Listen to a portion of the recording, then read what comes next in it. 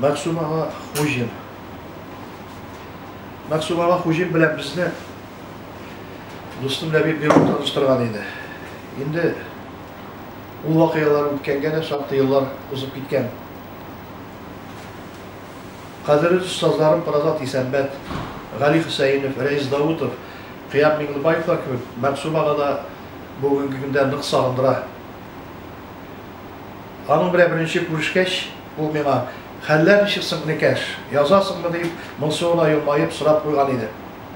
Аннары язган әсәрләрен укып барам, булдырасың дип тә өстәп җибәрер иде.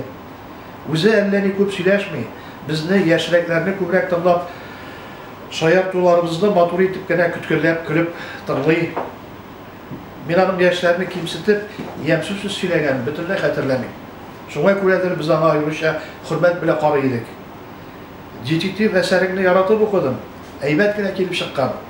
Чагыштыруларга игътибарыңны көчәйтергә тырыш, яме дип, йомшак кына әйтеп куяр иде. Остаз өйрәтә, шәкерт өйрәнә. Хикәя язу мәсьәләсендә Мәгъсум ага чынлап та минем мәгънәви остазым булды. Байтак авылларның икмәгеннән авыз итәргә, шунда кунак калырга туры килә миңа. Һәм бер җирдә дә караңгы чырай күрсәтмәделәр. Кешеләр әйбәт бездә дип язган иде ул бер хикәясендә. Мәгъсум абый үзе дә чын мәгънәсендә кешеләрне яратты. Авыл кешеләрен, авылын, туган ягы Сабаны яратты. Аның күңел җылысын тоеп, без хәзерге көндә дә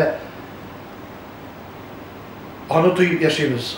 Аның күңеле үзе бер кояш иде.